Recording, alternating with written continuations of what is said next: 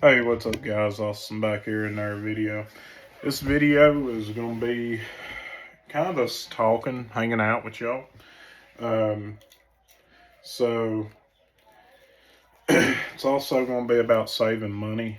Another tip, and that tip is to not fall for all these salesman pitches that all these companies give.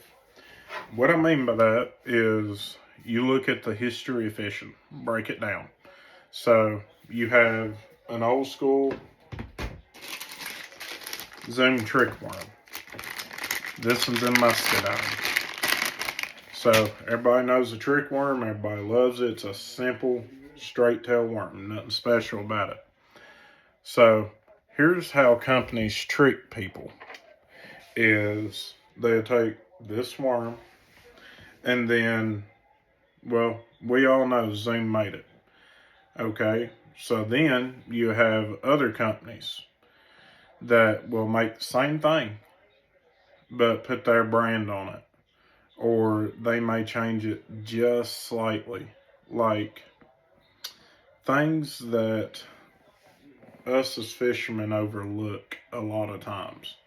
And what I mean by that is this worm does nothing. On a Texas rig, it does nothing. Straight tail worm, no action. Now, you may get some tail movement or something like that. But then comes along Z-Man. We're going to make a do-nothing worm. And I ain't got none straight. And a do-nothing worm. It's a small little stick bait. Straight tail worm, straight tail worm. They difference in diameter. They difference in rigging. But then you go out. Once again, here's Daiwa. 5.8 Nico straight. Wonder what this is. Nico rig. Wow. Another straight tail worm. How's it different from the Zoom trick worm? Zoom trick worm flat bottom. This is perfectly round. And also a little bit skinnier. Fish ain't gonna care that much. Okay. Then you got Gary Yamamoto. Everybody loves the Gary Yamamoto Senko. Yes, they are expensive. They are the best bait there is, though. Okay, you take the Gary Yamamoto Senko. Then you look. Well, here's another straight tail worm. Get to that in a second.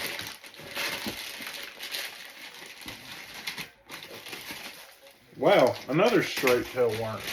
I know I got them in here. There they are. Okay, Gary Yamamoto Senko. Everybody knows Strike King's made a rip off of it. The Yum Dinger's made a knockoff of it. Bass Pro has made a knockoff of it. So, how is these baits that much different? Okay, now in certain applications they are. Gary Yamamoto has a crap ton of salt in them. Therefore, they're going to have a faster falling rate. Cool. Is that going to make a difference when you are throwing it weightless? Yeah. But is it enough to matter that the fish will not bite one or the other? Probably not. Because a bass don't know a bait has salt in it until it bites it. They go off of the profile. It's something they like about the profile that causes them to eat it. Okay, now let's take it way, way back. Let's take it back to the Bill Lewis rattle trap days. The old school rattle trap. Okay, before that, they made a Bayou Boogie. Then Bill Lewis made a lipless. They call it the rattle trap. Okay, then you've got Booyah, the One Knocker series. Then you've got Strike King, Red Eye Shad series. Is it really that big of a difference? No. Now, colors does vary by brands. That is something that you can focus on pick out what colors is different.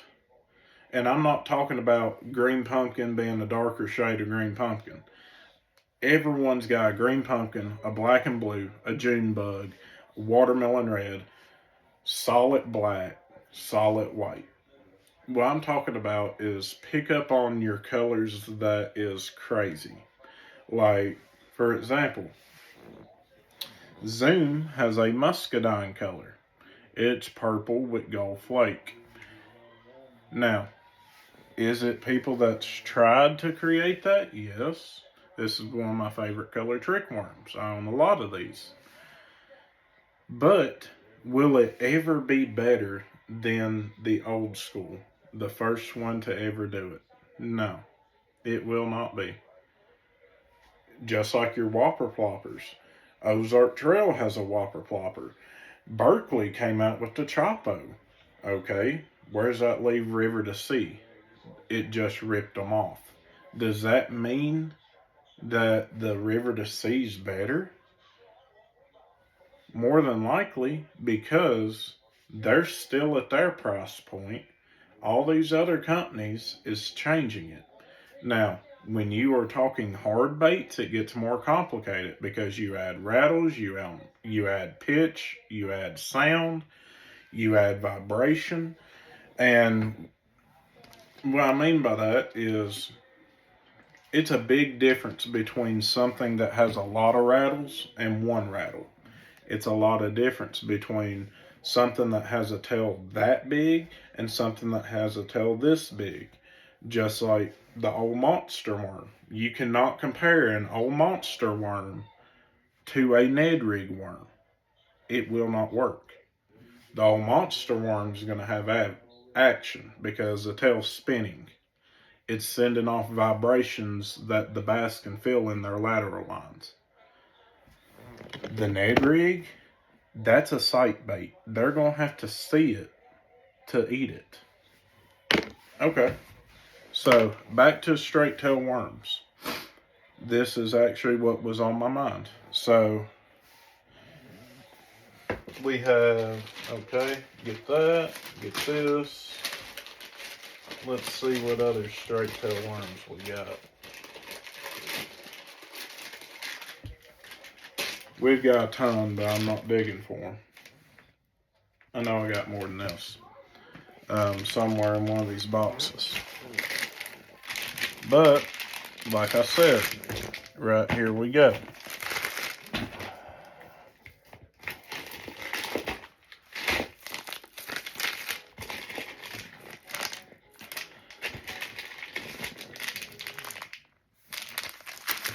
Okay, so Bass Pro's Sticko, they call them the Sticko. It's pretty much a Senko. Gary Yamamoto, Young, Strike King, Z-Man has their Elastic deal. So, is it really that much a difference? No. What you are going to find is price point in these. And that's because of the plastisol that these is created out of. The amount of material that is created, that is used to create the bait. That forces higher price or lower price. Also, name. So, if you're setting up, say you're buying Megabass jerkbait. Everybody loves a Megabass jerkbait. Does that mean you can't catch fish on an Ozark Trail you got from Walmart? No, it don't. The only difference is price point. Now, once again, with hard baits, it comes vibration, it comes water displacement. And what I mean by that is if something's able to dart side to side and then something's pulling at an angle like that, it is a difference there. The fish will pick up on that. But when you go to soft plastics, how does a bass know what's inside of a soft plastic? Because if I wasn't mistaken, take one of these. You get it out, you cannot see no salt or nothing. It feels the same It is soft, but a Gary Yamamoto is softer. How does a fish know what is softer without eating it? Make sense? A Yum Dinger is a harder plastic. It all depends on the plastisol. The plastisol also varies action, and I'll go over that in a minute. But there's a Sticko. You have your Yamamoto Senko, you have the Bass Pro Sticko, you have the Yum Dinger, you have the Strike King, I can't think of that one they got. Okay, back to straight tail worms. This is bitters, 2 for $6. Well, 2 for $7 now. They used to be 2 for $6. Huh. Okay. It looks just like a Zoom. It's got a flat bottom, round sides. Okay. Let's go to our friend Zoom here. I just had that pack of plastics and I stuck it right back. Okay. This is Zoom. Okay. Flat bottom, round sides. Let's go to length. Okay. You have that much difference. So I would give that maybe a 1/4 inch at most. Let's go to overall size. The overall diameter, pretty dang close. So does that mean you're going to catch a fish on a Zoom but not a bitters? Or does that mean you're going to catch a fish on a bitters, not a Zoom? Chances are they're going to eat either one if you have the right color. So that's what I'm talking about, guys. We have all done it as fishermen. We find something at an unbelievable deal and we want to try it to save money. Zooms up to $5 a pack. Bitters, you get 2 for $7. Now, let's talk about amount of baits in the pack. You get a 20 pack of Zoom. These you get 12. Are you really saving that much money? Probably not. Okay. Now, let's talk about something that is a little bit different here. You have the net bait. This is a T-Mac worm. T-Mac. Sounds good, right? Okay. Now, let's put it up against,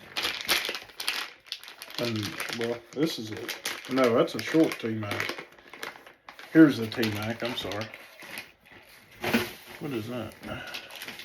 Oh, there's some Strike Kings. So, you have the T-Mac worm. Put that up against the regular trick worm. The regular Zoom trick worm. Once again, a little bit longer in the T-Mac. Not much bigger in size as far as diameter. Still, you have a flat bottom, rounded sides. Zoom, flat bottom, rounded sides. So does that mean they're going to bite one or the other? No, they still bite both of them. It's just a trend. It's just like this right here. Daiwa SV concept by Daiwa Nico Straight. I went over this a while ago. But let's compare it to the Strike King Fat Baby Finesse Worm. And we're also going to get a Finesse Trick Worm in here. Finesse Worm, Trick Worm, I call them both the same thing. Okay. Now, this, you will have a little bit of difference. And I'll explain why. Finesse Worm.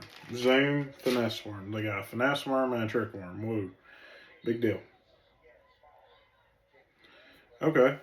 So, Strike King here's the Strike King Big Bubble Tail. It's about an 1/8 inch, maybe a 1/16 inch. They look almost the same. Now, look at your Daiwa worm in the mix. A little bit longer and skinnier.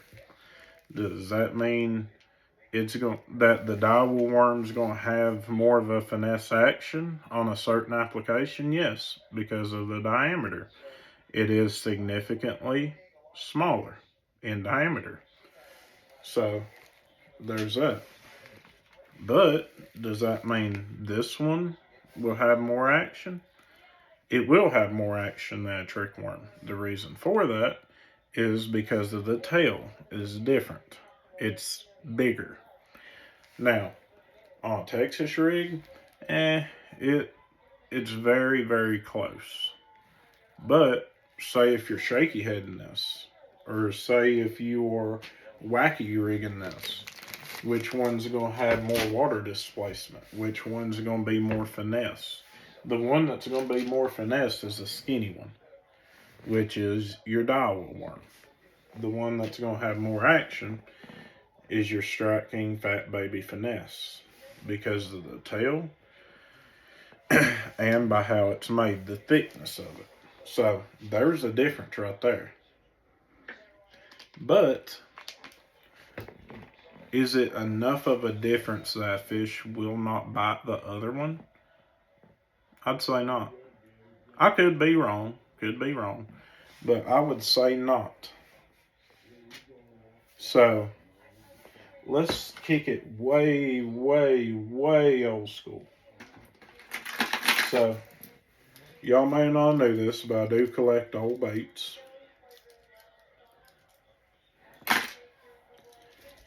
And here's a good example right here. This is a good of an example of a rabbit hole that you can go down. So, this bait, I don't even know who made it. I just thought it was cool. Okay, it's an old school popper. It's rubber. So I don't know if you can see me pushing it. It's rubber. Okay, so this was trial and error for this company. What that means is when you was popping it, this lip was coming down. Like you can see I've got pushed down, and it was not spitting as much water as I anticipated. So then, let's just say this company came along, and this one is a L&S 12M19 USA. And they said, okay, we're going to make it even better. We're going to make a hard bait, but we're going to add a broke tail. So then they came out with this. It's got a broke tail right here. And a lip. Okay. Cool, right? So then you have your Rebel Pop R's that came out. Okay. Then Heddon couldn't stand that, so they made the tiny chugger. Right there. Okay, so then let's us say Strike King couldn't stand it, so they made the Splash Pop. Alright, Berkley couldn't stand it, so they made their popper. Labrador couldn't stand it, so they made the Rico. Now, what's happening here is each one of these companies is building off of the other one. They're picking up on where the other company failed. They're just like, okay, we can improve this by adding this or taking this away. That's what's happening here. But when it comes to soft baits, is it really a big difference? No, as y'all saw. It's just like if you take a Yamamoto twin tail grub, you compare that to the Zoom twin tail grub. It's not a difference. It may be a difference in diameter by a fraction, but is it enough to make that big of a difference to entice that fish to bite? Usually not. The only difference is the plastisol it's made out of. If it's a harder plastisol, you're going to get a harder plastic that don't move as much water. And what I mean by that is if you do your research, look at your Huddlestons. They are made with a wedge tail. So what they have created there, they have added more plastisol to that to stiffen up that tail. So instead of going, woo, woohoo, woo, woo, I'm warm, I'm feeling good, I'm having fun, I'm out here swimming doing my thing. That's what you're going to get with a lure like a hollow body.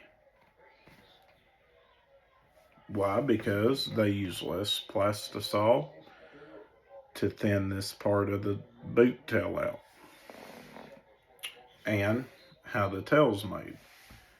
But what happens if you add more plastisol? You get a stiffer, slow moving action. You also get a tighter action. So where this one would be, woo, I'm having fun, that wedge tail is going to be like, man, I'm cold. I'm cold. It's cold outside, I'm cold. Now, that's your difference here. That is something to look for in a bait. Something else is if something has the little boots on the claw, like, and I'll give you an example of that. Strike King Rage Craw.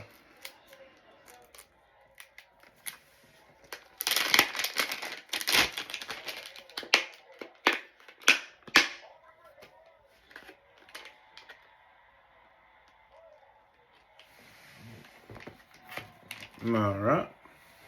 I don't know how well it's going to show, but you can see the main line of plastisol in that. And then you can see where they widened it right here. Why? Because they wanted a lot of water displacement. They wanted a lot of kicking action. They wanted it where a bass can feel it in their lateral line even if they do not see it. Okay, what happens if you put a craw, like say the young craw pappy on there, that doesn't have it? Then instead of a craw doing this, you get a craw doing that. Same thing as your chunks. So that is what we as anglers need to pick up on. The reason for that is to keep from going down that rabbit hole. It's in all baits. It is in all baits. We take a custom made spinnerbait here. Yeah, it's got white sparkly blades. Cool. Berkley, okay. They got chartreuse blades. They got orange blades. They got all color blades. Okay, so say River to Sea does it. Or, for example, you have a gold blade and a silver blade. Someone had to create that. So someone had to rip that idea off. That's all fishing companies does, is someone creates an idea and then they rip it off. Us as fishermen need to do our research and be able to find the differences, the niches in each bait. Why is it better? We need to think, what is that bait doing under the water? Why did that fish eat that bait but not the other bait? Did the other bait have too much water displacement? Did the other bait have too much length?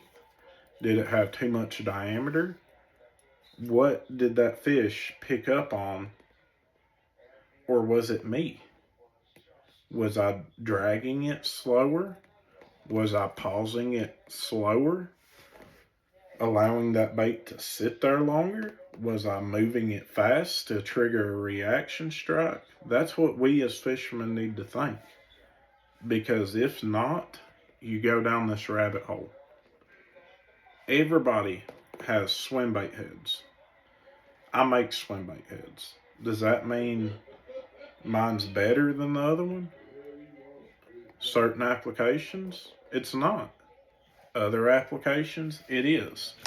And what I mean by that is if you go to Walmart and you get them cheap Eagle Claw ones, does that mean you're not going to catch fish on them Eagle Claw ones? You're going to catch fish. But are you going to go through as many plastics as you would if you invested in a poor boy jig one? No. And here's why. Well, yes, you will go through more plastic. This has a double disc keeper right here.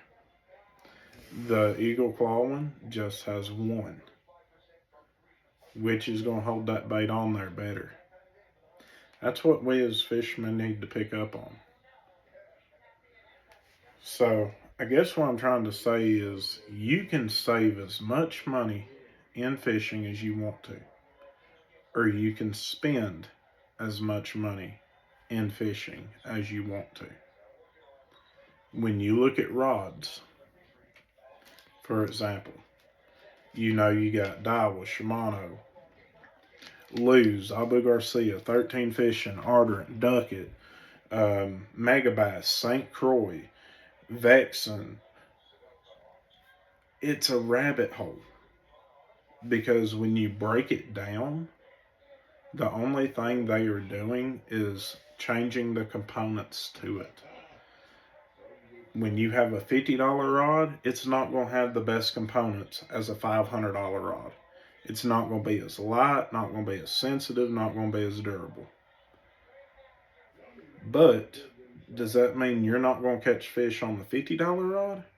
No, you're still going to. Here's the thing I'm trying to say. If you're looking at rods, everyone's got a crankbait rod. Everybody's got a 7-foot medium heavy. Everybody's got a 6'6" rod in their lineup. 6'10" rod in their lineup. If I ain't got a 6'6", I got a 6'10".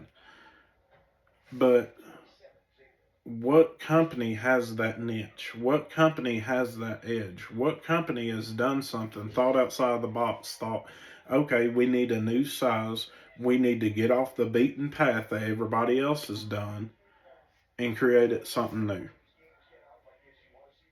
That's it. I'm 6'1". I use a 6'6" rod for a jerk bait and for a topwater. I wish I could find a 6-footer. Why? Where I'm not hitting the edge of the boat. Okay, so what happens if all companies say, okay, G. Loomis is doing it, Shimano's doing it, Daiwa's doing it, so we need to follow them and make a 7-footer. What happens to us shorter guys? What happens to the guy that's out here that's 5'5", 5'8", 5'11", 6 foot, 6'2", 6'3"? Because the companies wanted to make a product that was just for a certain height. Companies have done that for years. And that may sound a little bit crazy, but it's just like glide baits. I'm just now getting into it. I have no idea what I'm doing. Most of your glide rods, 8 foot, 7'6", 7. Okay, wouldn't it be nice to see a shorter rod that would be created for glides? Why? Where if you want to work it faster, you can because it's built lighter, because you don't have that extra length. Okay, you have the history of bass fishing at your disposal. Reels, for example. Abu Garcia, round reel. Okay, then there came Lew's. Then there's Shimano. Okay, who made the first low profile reel? I don't know. Someone had to follow in their footsteps. Back in the day, you only had like a 4:6 or a 5-something ratio maybe. What happened to that next company that took the extra step to make a 6 ratio? And then the other company said, okay, we need to make a 6 ratio. And then you got 7s, you got 8s. Every company out here has a 5 something, a 6 something, a 7 something, and a 8 something. It's following in the other's footsteps. So does that mean just because Lew's makes a 7-2-1, Shimano makes a 7-2-1, Daiwa makes a 7-2-1, and I don't know if they make all these ratios or not. I'm about positive that at least 2 of them does. Does that mean that you're going to catch a fish on a Lew's and not a Daiwa? Or catch a fish on a Daiwa, not a Shimano? Catch a fish on a Shimano, not Lew's or Daiwa? No, it don't. Following footsteps. Guys, I hope this saves you some money. I know this is something I've not saw on YouTube. Most of the time, we do it without even realizing it. But guys, nonetheless, thank y'all. I hope y'all watch till the end, and I hope y'all have a great day.